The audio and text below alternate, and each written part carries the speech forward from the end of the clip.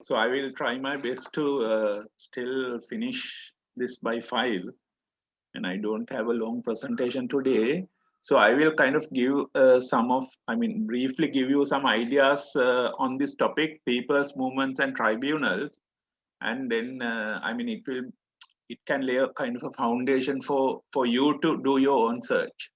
So now these, I think these two are the kind of final sessions in your lesson material. So first, let us discuss why this title, People's Movement and People's Tribunals is important.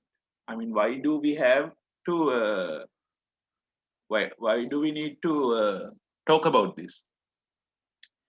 Now, the issue is now, now, now we know that we live in a kind of a so-called representative democracy where we elect our representatives and we send them to the parliament, and we also elect our executive, and we send the person to the executive position.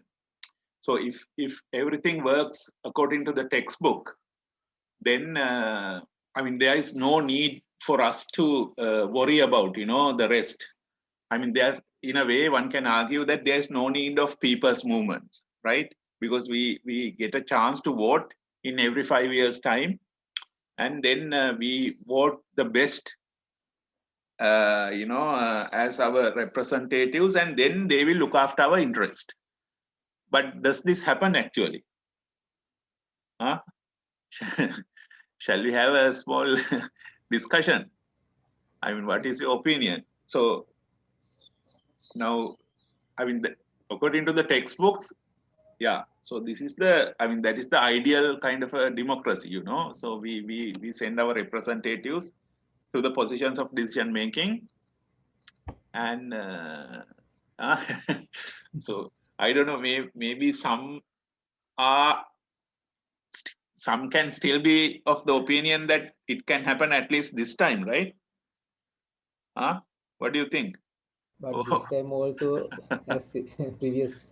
Yeah, so that is the story not only in this island, in this country. That is the story everywhere else. So that is why, like, okay, even if you live in a representative democracy, still, you need to get involved. So that is why, people's movements are also important, because we need to, as people, as the public, we need to constantly engage. So one way of engaging is to build up a huge movement, and then influence whoever they are, as representatives of us. So so you can, if you go through the history of the world, you can see that people's movements have historically played a major role in creating the world a better place. So then we can say that people's movement is not, it's a part of a solution than being a part of a problem. So I mean, now now governments used to think that the people's movements are a problem, right? The governments meaning the representatives sent by us, but after we elect them, so they start behaving in a different way. So when we engage with when we get organized and become movements, the governments usually used to think that these movements are a part of a problem. But if you look at it historically, people's movement are a part of a solution, because this textbook expectation of representative democracy doesn't work. So so when it comes to environment also, the role people's movements have played in raising the global awareness has to be recognized. Has to be recognized. So, so let us discuss about people's movements in general a little bit, and then we will go on to discuss the people's movements we have witnessed in the environment for defending democracy. So I don't know whether you have gone through. I have sent I have emailed you 2 learning resources. They are not directly related to the title we are talking, but it gives a kind of a background information. The first one was a chapter from a from a resource material on social movements and social change, and I think you have gone through that, and it gives a kind of a general idea of uh, of, of of of theories of social movements. And then I have also shared a paper written by me. I think I have referred to this previously also, because so one good example of a people's movement from our country was the FUTA, the Federation of University Teachers struggle that happened in 2012. And so this paper kind of trying to analyze, the kind of internal mechanisms that were behind this struggle. I mean, and in that paper, I argue that it started as a trade union action, but it ended up as a social movement, right? So that is, I hope that you have gone through them. So when it comes to the first resource material, I found certain important highlights that can give us a kind of a background to go for a discussion on social movements on environment. Now they are, I mean, it refers to and there it asks the question. I mean, it refers to several people's movements in the world. Arab Spring, one social movement. Then the Occupy Wall Street, another social movement. People for the ethical treatment of animals, another social movement. Anti-globalization movement, and another movement called Tea Party, right? So it asks the question whether they have anything in common, whether they have something in common. So let me first, I don't know, I think most of you have heard of these social movements. Now I think when it comes to Arab Spring, I'm, I think we all have witnessed kind of a anti-government protests, kind of anti-government protest, uprisings, arms rebellions, spread across Arab world in early 2010s, right? We all have witnessed. So that can be one example of a huge social movement where thousands and millions of people were involved in overthrowing governments, right? So that is one example. Then Occupy Wall Street is another social movement that happened in the USA, and it was a protest movement against economic inequality. And it began in New York in September 2011, and it gave and at the end it gave rise to Occupy movement.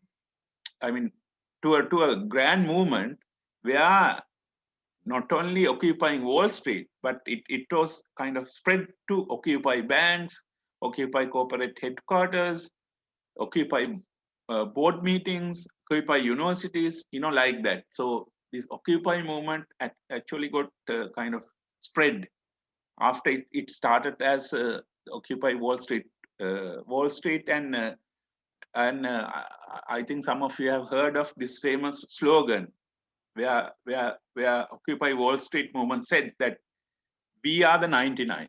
So what it means is that we belong to the 99% of the population who are less privileged, and so against this 99 is the 1%, the super privileged, the super rich class in the USA and also in the world, right? So it was based on this famous slogan, we are the 99%.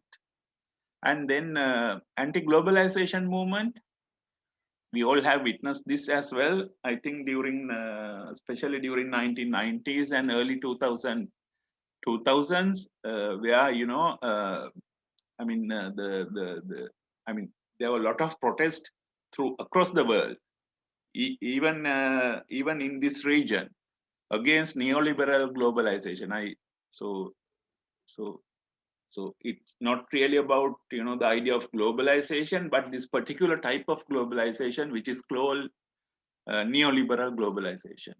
And then so ethical treatment of animals is quite obvious. And so in that resource material, I mean, they also refer to this movement called Tea Party. Now you can see that, most of the social movements, the people's movement, we can give as examples are like kind of left-wing movements, but there are also right-wing movements. For example, Tea Party is a right-wing movement, and it also originated within the American Republican Party, Trump's party, right? So, they are, the demand was to actually lower taxes, and even the movement opposed government-sponsored universal healthcare, free healthcare, and and the movement was asking for decreased government spending for people's welfare. So it's a kind of a right-wing movement.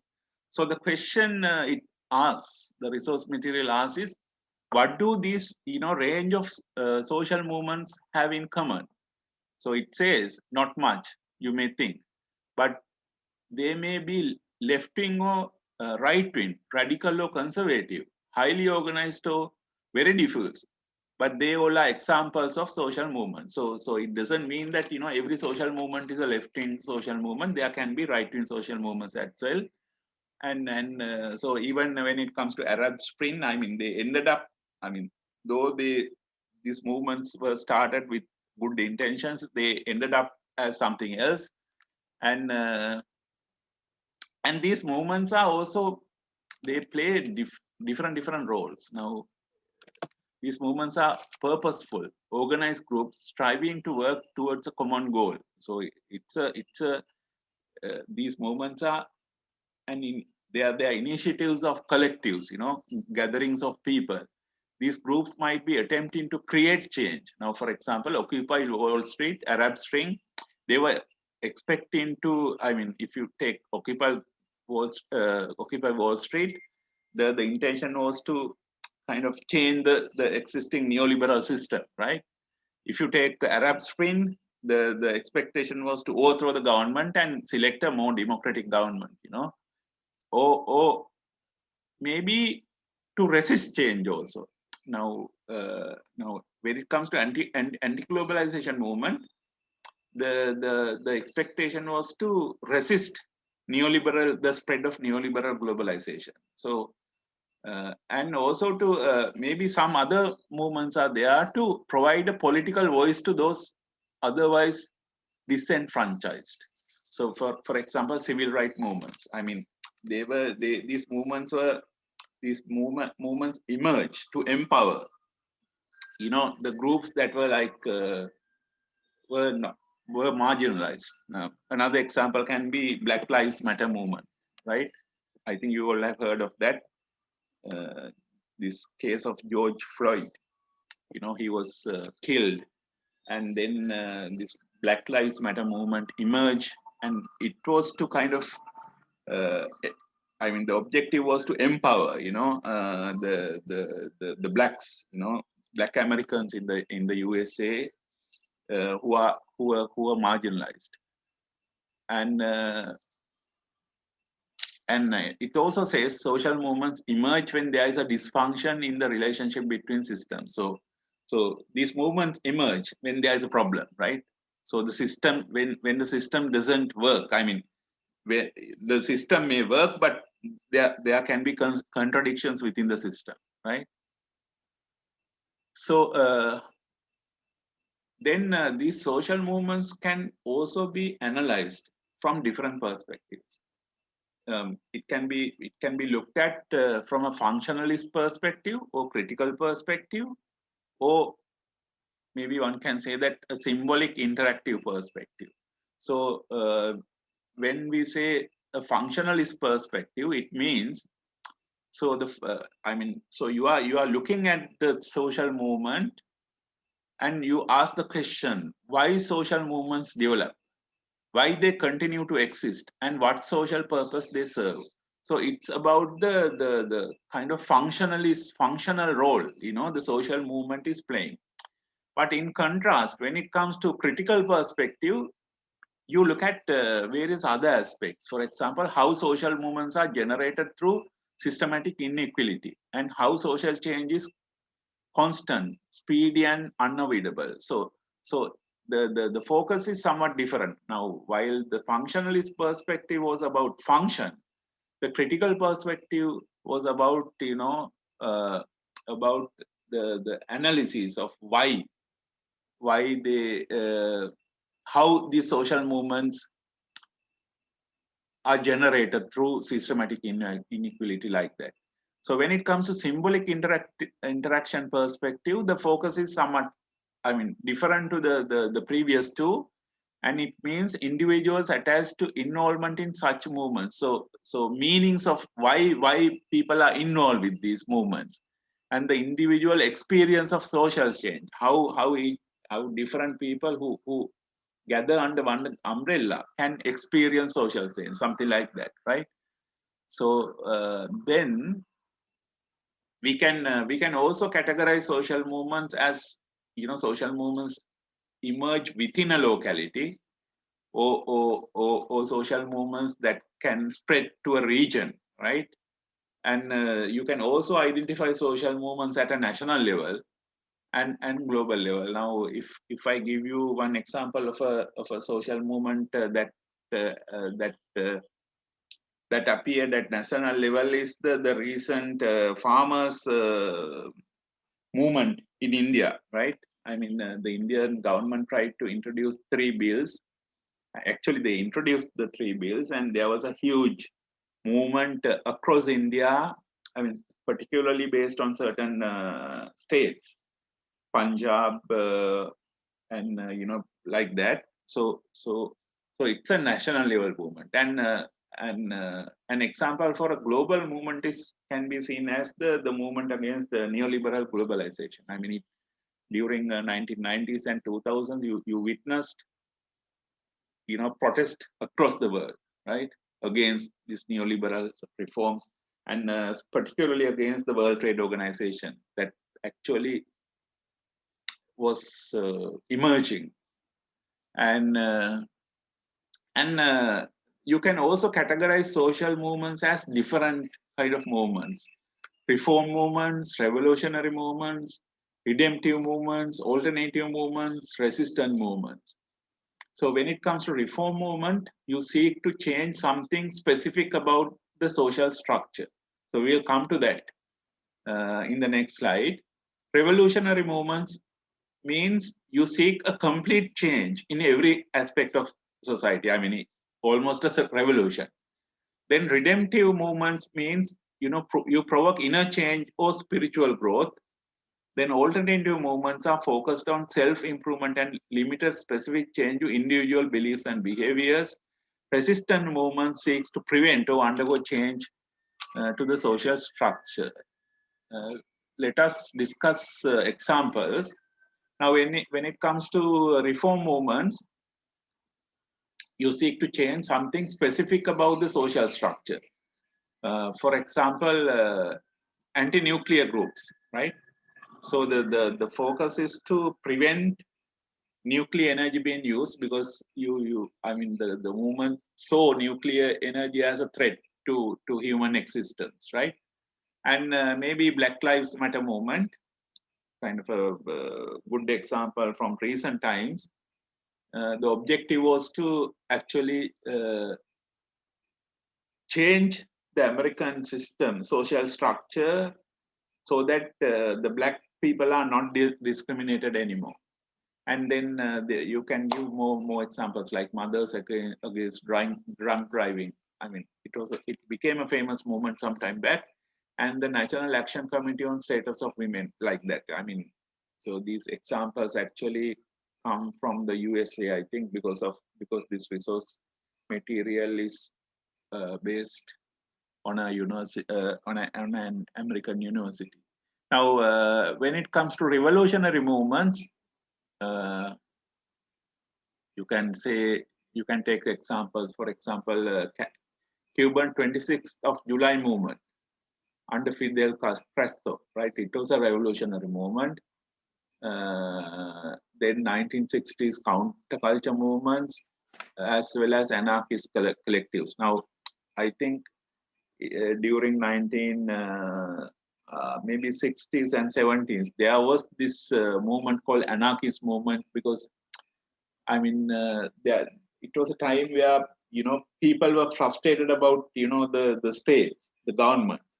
So they some of them were preferring a stateless kind of a world, a stateless country, because they saw state as a repressive, a violent, mechanism, right?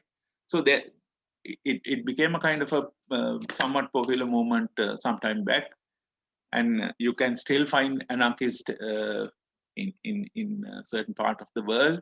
And then redemptive movements to provoke inner change or spiritual growth in individuals. For example, Alcoholics Anonymous. Now, this is a movement. This is a group who, the members were like alcoholics sometime back, but they are trying to overcome this habit of alcoholism, right? So it's a movement.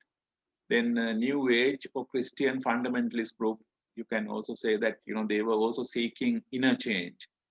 Then alternative movements, for example, slow food movement, Planned Parenthood and barefoot jogging advocates, like who are seeking alternative lifestyles. Even you can identify hippie movement as coming under alternative movements. The maybe vegan movement, right? Not just vegetarian, but you become vegan. You kind of identify animal rights to that extent that you kind of you think that you have no right to consume food that can harm animal in any way, right? So you can see vegan movement as an alternative movement. Then when it comes to resistant movements, there can be examples. So maybe I can ask the question now. Now we have identified reform movements, revolutionary movements, redemptive movements, alternative movements, and resistant movements. Now, I think you have heard of temperance movement in early 20th century in Sri Lanka, Amaddepa Vyapare, right? I think led by Anagarika Dharmapala and them. I mean, it became a kind of a big movement, and it has got a kind of a anti-colonial element, because of this, Iraq trade was a part of colonial interest, and also the Sri Lankan elite also joined and became rentiers, right? And so, where can we place temperance movement? Can you answer? Is it a revolutionary movement or redemptive movement, or was it an alternative movement? Can someone try? Oh, but it doesn't. I mean, okay, one can argue like that, but I mean, it doesn't propose a kind of a whole total lifestyle change, right? It was against the consumption of alcohol. After all, it will help improving your lifestyle. No? Yeah, but now when it comes to now I see a difference. Now vegans movement or hippie movement, it's a different lifestyle. I mean, not drinking coffee or not drinking alcohol doesn't mean the lifestyle is changed, no? So maybe you don't drink milk tea, and it doesn't mean a lifestyle change, right? I mean, you can argue that it can be an alternative movement, but in my opinion, you can position that as either as a redemptive movement in the sense that, you know, alcoholic synonymous is already there, right? You stop drinking alcohol, right? So you kind of target an inner change, but temperance movement was bigger than that. So it's bigger than a redemptive movement, but one can argue that, you know, it actually targets an inner change. Maybe you can argue that it's a reform movement as well, right? And where do you position FUTA struggle, the campaign that fought for 6% of GDP for education? It is not an alternative movement, definitely. It is not a resistance. I mean, yeah, but where do you place that? Reform movement. Sorry, Reform movement. reform movement. Yeah. To seek change, something specific about the social structure. Yeah, you can say that it's a reform movement. Was it a revolutionary movement? I don't think so, because it's not going to change something upside down. No? Yeah, I mean, it was not a revolutionary movement, but I mean, I don't know. I mean, I have a certain bias towards that. So because I was also involved, but it could have kind of could have become a revolutionary movement. Not revolutionary, but it could. I mean, it spread to that extent that, you know, I think the regime change also, I mean, it also contributed to the next regime change, in my opinion, right? But it was okay. It is definitely not a revolutionary movement. Okay, you can position it as a reform movement.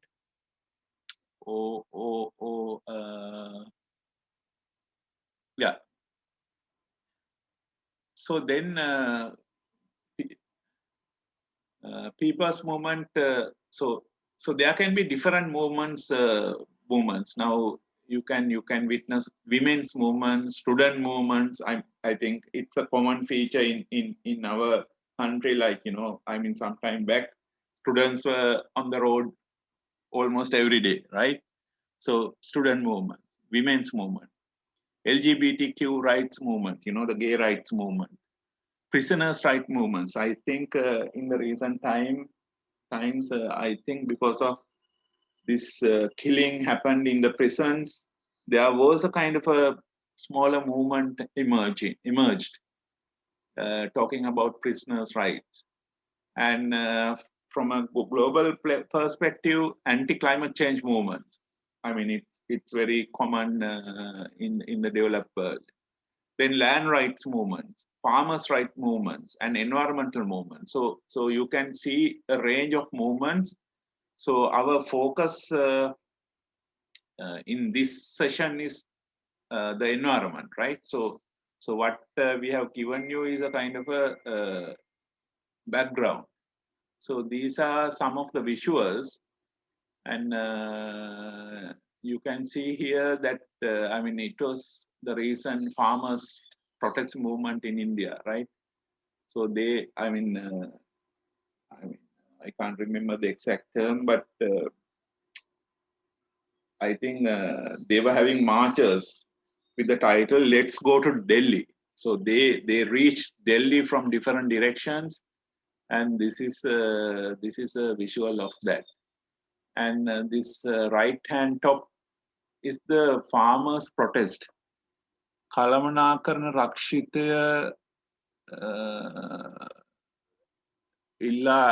there was this farmers' protest in the down south. I mean, I don't know whether it's continuing, but this was in support of protecting the environment, right? Farmers have started this fast, and now this is a visual from the Black Lives Matter movement, and on bottom right, this is the FUTA struggle. I think this is the FUTA march. I mean, there was this 5-day long march from Galle to Colombo, and this is a part of that. And this is, I don't know whether you have heard of Greta Thunberg. She's still a teenager, but she leads a huge children's movement against climate change. And she has become a world famous figure. And I think she was nominated for the Nobel Prize as well. And so in the world, in the age of social media, you can also see different movements emerged.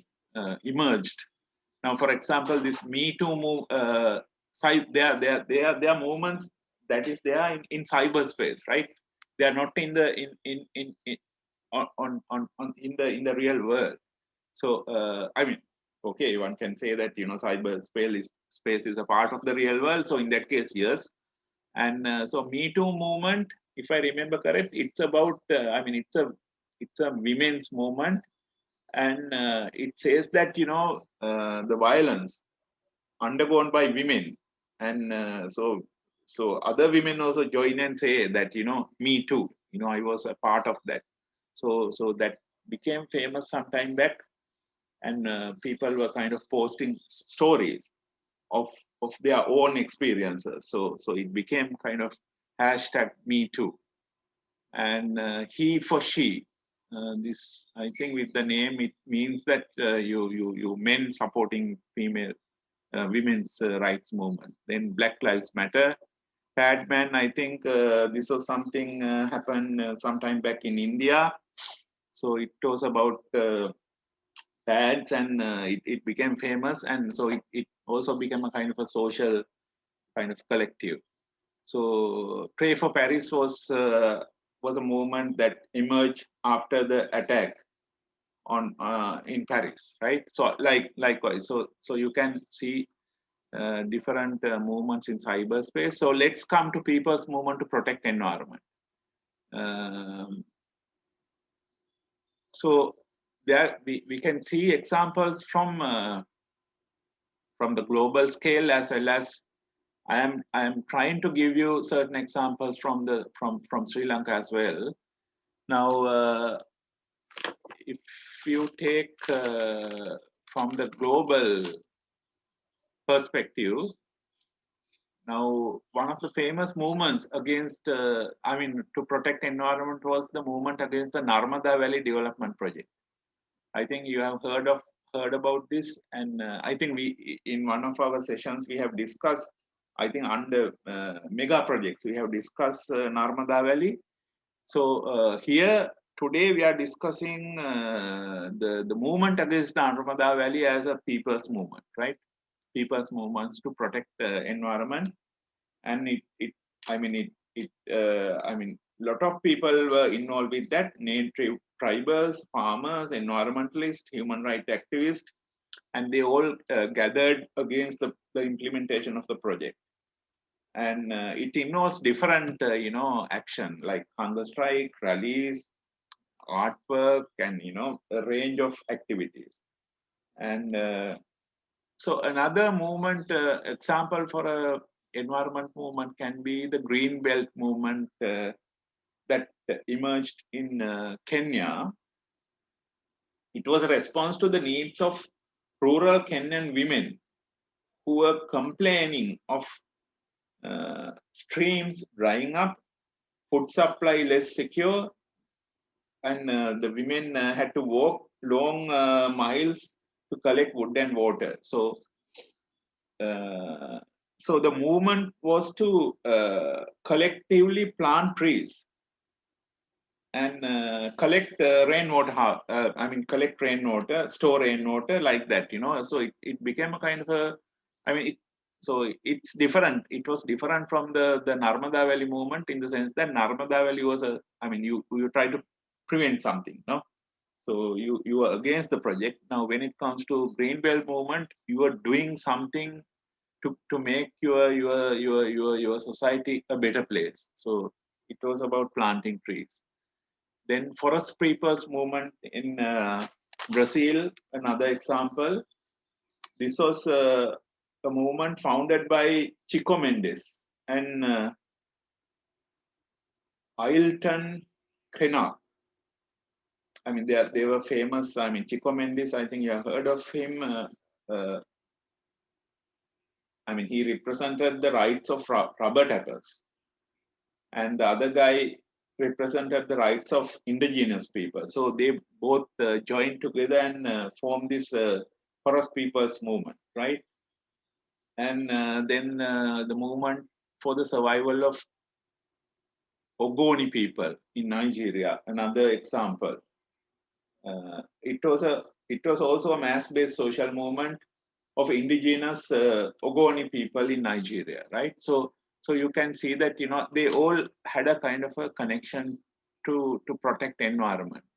So because I mean when you talk about indigenous people, I mean they were living closely with nature, so their survival depends on the survival of nature, right?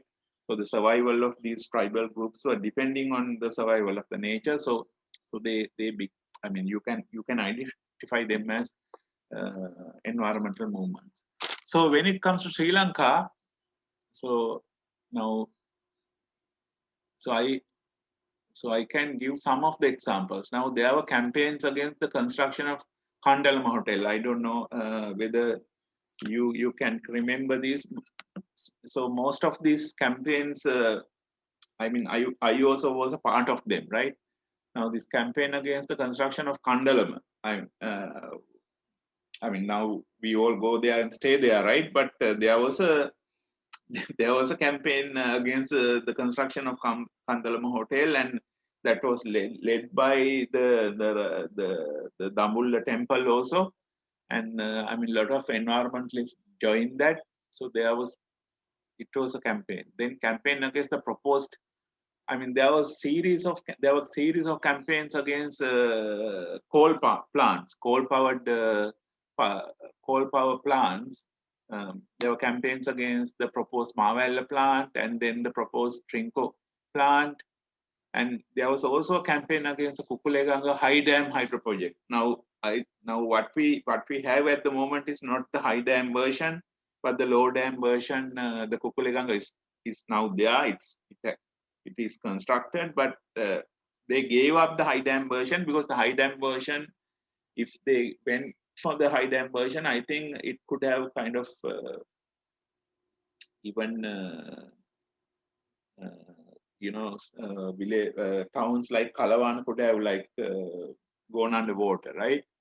And maybe the campaign against Wilpattu Singaraja deforestation, some kind of campaign we saw maybe a year and a half back. So these are some of the examples, and maybe we can see recent examples also from Sri Lanka.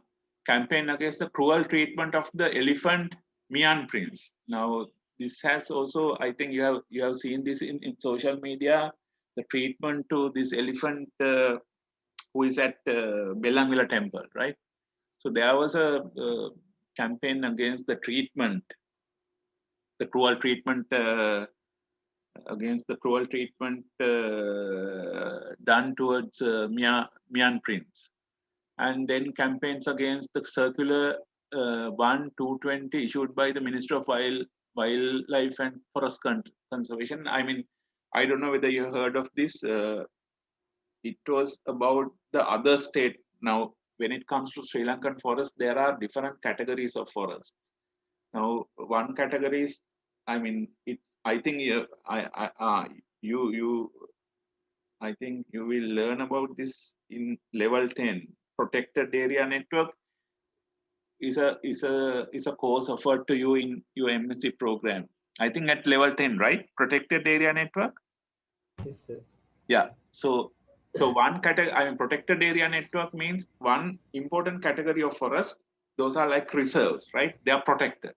But there are two more categories, like proposed reserves. They are not yet declared reserves, but they are proposed reserves. And the third category is other state forest. And this circular that was issued in November last year, actually the circular, I mean, other state forest, I mean, it was around, I think the entire forest coverage is around 12 lakh to 15 lakh, 17 lakh lack of acres, right? Huge land.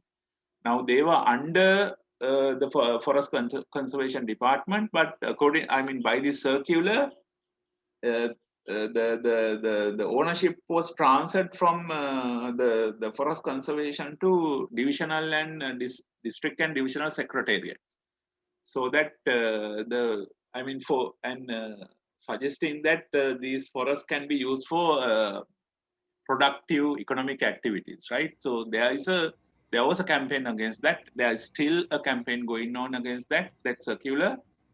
And then we have also seen, I'm listing down campaigns from an environment perspective, right? And another campaign maybe we can think of is the campaign against the president's series of discussions the president is having at the moment under the title Gamasamaga Pilisandara. I don't know whether you are on Facebook.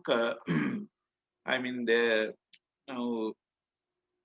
so within the kind of environment lobby, there is a serious worry about this series of discussions, because what basically happened was that, when the president goes to a village, I mean, there were like villagers, like maybe they themselves asked for that, or there were villagers like planted to request the president to release certain, forest cover for their day-to-day activities, right?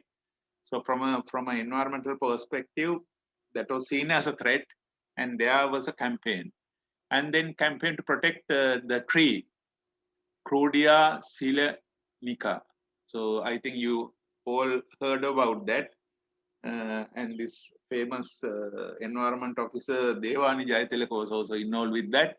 So that was also a campaign. Then campaign against the selling lands of thousands of acres to local and international companies. That's another one. So I can give you certain visuals.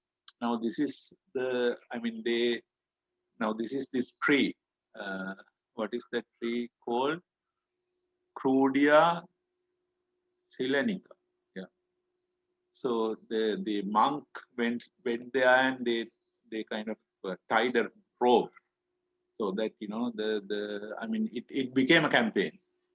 Now this is about the series of discussions the president is having, and now there is another small campaign against the new guideline to issue weapons to farmers who are having more than 1 acre land, so that they can shoot and protect their vegetation from wildlife, right? And there was this discussion that the wildlife minister himself has proposed this, right? So the argument is that it's a kind of a irony that the wildlife minister, who is there to protect wildlife, has given the permit to kill wildlife, right? So there was this campaign, and this is the farmer protest. And then there is another. I mean, there are a lot of campaigns, and this post is about a campaign done by JVP, and you can see that I was also invited to address this. Now this happened in Mantale in December, and so it's called Dosarete Rehiva Parisare Taharena Katabak. So I also kind of joined that because I was invited. So we can summarize that this recent environment campaign from this. This is a cartoon, I think, that appeared in a newspaper, where among environmentalists there is a concern that the environment is under threat with state protection. So this bulldozer kind of symbolize the threat, and these security jeeps are providing protection. So it gives a summary. So maybe can we take another 10 minutes, 10-15 minutes to finish this? It's 5 now. Are you okay with that? Because I want, yeah, I want you to have a small chat in a group, in groups. So how can I create a group? I can. I will, now this is the question you have to discuss in the group. Now we have discussed about, I mean, we have talked about global environmental movements and Sri Lankan environmental campaigns, right? So I want you to discuss, take 10 minutes and discuss within your group special features of Sri Lankan environment movement. I mean, so if you compare the Sri Lankan environment movements with the local global movements, what are the special features, right? So have a discussion on this because it is important. So I will try to create groups, breakout rooms. Okay. People, yeah, they just Yeah. they're trying to just involve people involvement is less. Yeah, that's also like not for the environment. It's not something else like corruption or politics. Yeah. It's not really a real protest, like, you know. No, even the recent ones like this willpower to protection. Now it was only like a Facebook campaign. That's it. Yeah. Yeah, that is what I said. It's virtual. Virtual, yes. Everything is virtual now. Virtual. We When have other five, party right? comes in, when the other party comes in power, everything will vanish and something new they will create. That is why, Yeah. like That's what I say. Not first because for person the said, most of it is politically motivated. yeah, no? all politicalized and corruptions in our country. Yeah, people are influenced by the politician in these movements, right? The movements also it conduct because of the politics, not Yeah. because of the love in the environment or the impacts. Yeah, the agendas are different, no? Different, yes. Yeah. Mhm. Hello, I'm there in your group now. Yeah, we can see. Yes, Yeah. sir. now can an environment movement be apolitical?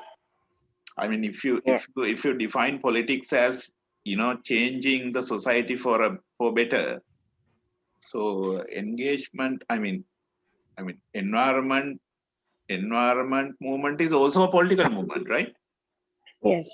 It's not party politics, but it's a political movement. It's hugely Yeah, yeah. political, right? Yeah. Especially when they're conducting the movements, the participant is mainly the politicians,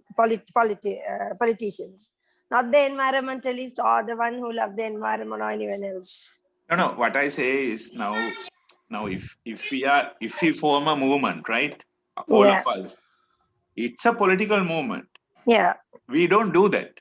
We just sit. You know, we stay at home. We go and vote, and that's all we do, right?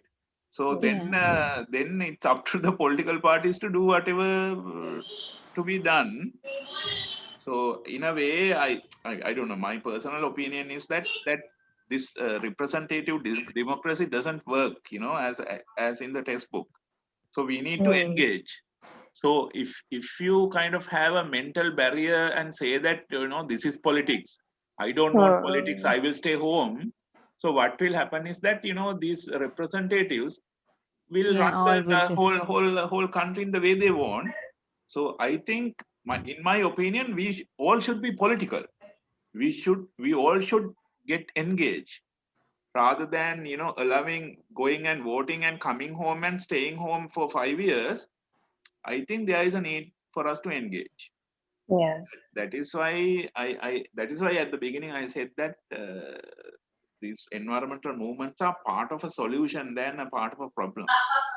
So we need to engage. Okay, go ahead with your discussion. Yeah. I will leave.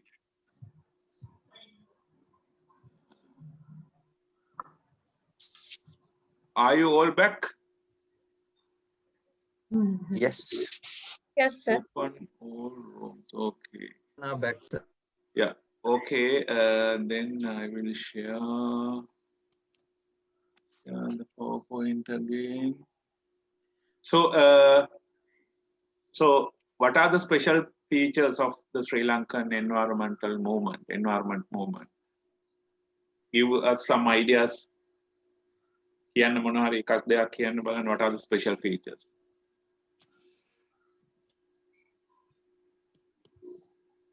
Politically driven? Sorry?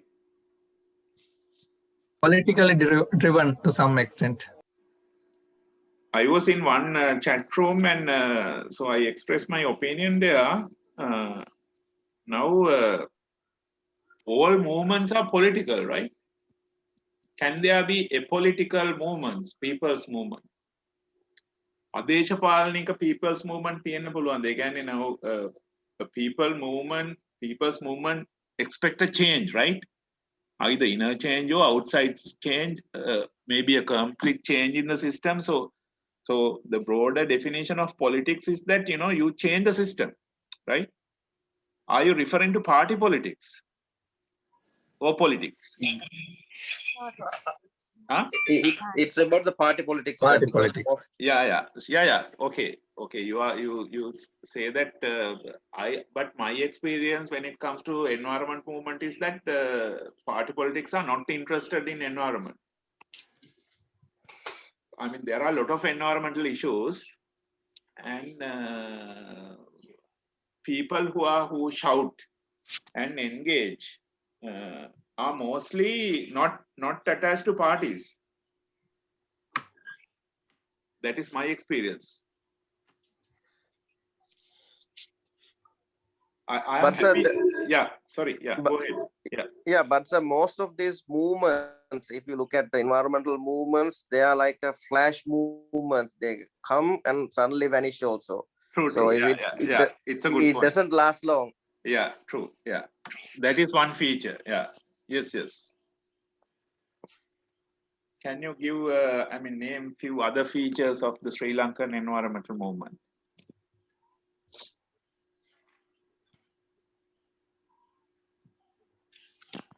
And mostly virtual.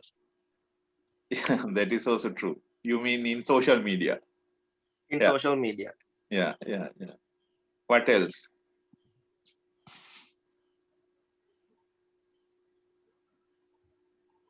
Some bias, media propaganda. Bias propaganda, that means what? Can you explain that a little bit? That means some political party or some other authorities, the media try to highlight their opinion, not the Right. real situation. So you think there is now, for example, there are no real threat to environment, but media create. No, sometimes there's a real threat, but media try to do it not a big threat. No, Right. media try to downplay it. Okay. That is also correct. Yeah, sure. So it's another feature of not of the environmental movement, but the system that act against the movement. Yes. Oh, yeah. Okay. So anything else before give my own list of features?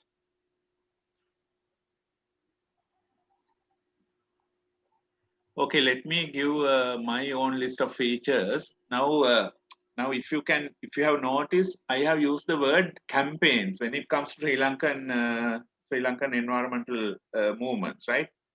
While I use the term movement for global campaigns, I use the term campaign for the Sri Lankan ones, because the Sri Lankan environment movement remain as campaigns and have not evolved to be movements. Movements are bigger, a lot of people are involved. Now these are kind of campaigns, and some campaigns can be seen on the ground, attracting popular support at local level.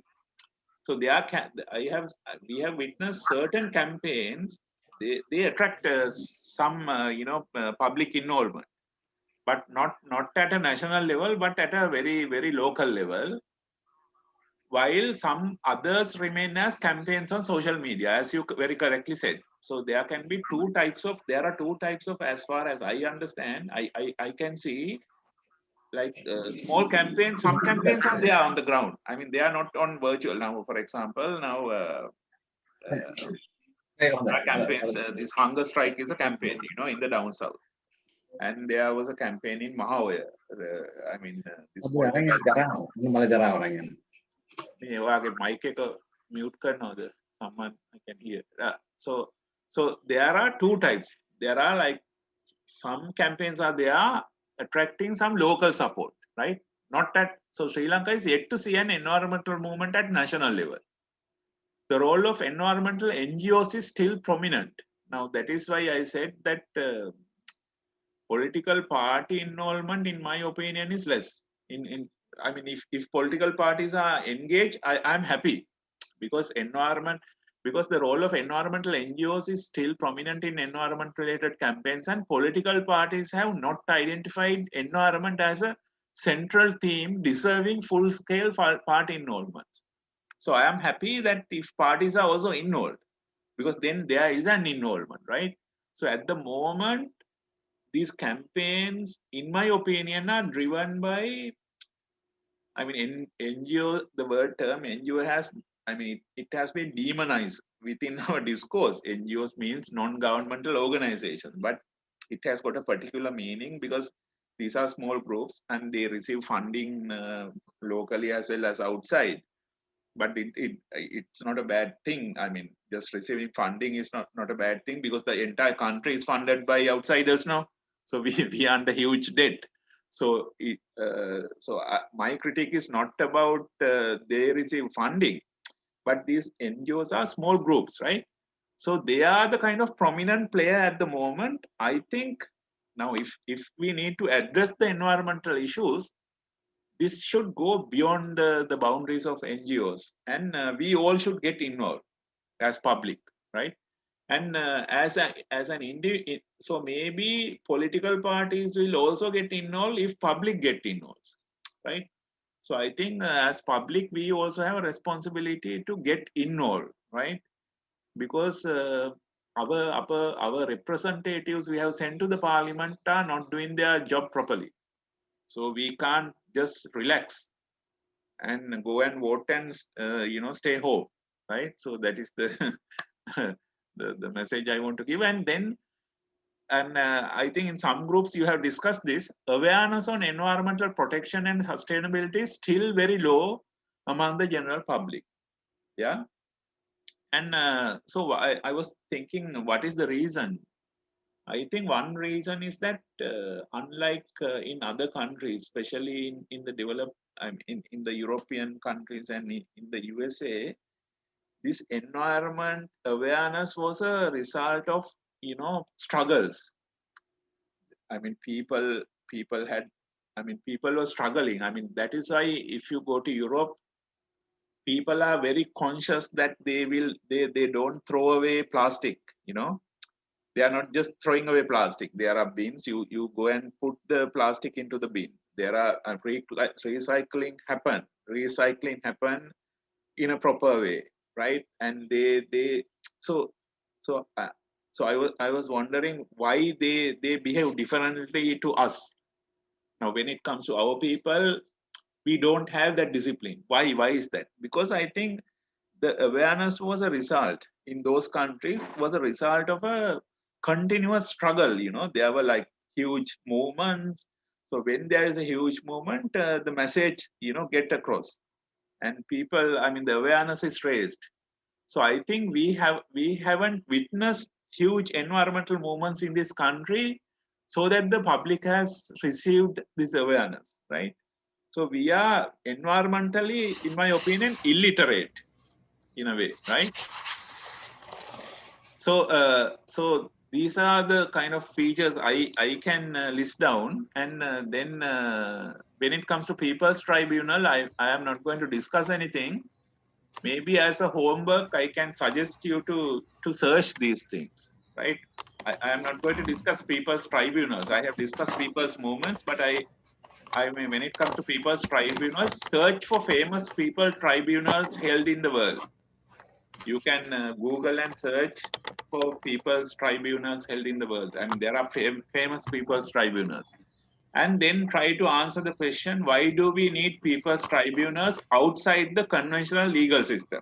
Now, we in the world, there is a legal system. Now, in countries, we have a legal system. So, why do we need something outside of the official legal system? Why do we need people's tribunals, right? Maybe it is the same reason as we said, our representative democracy doesn't work. So we need people's movements. So in the same way, maybe the conventional legal system has also got limitations. So that is why we need people's tribunals. So think about that. So are there Sri Lankan attempts to hold people's tribunals? Just Google and search.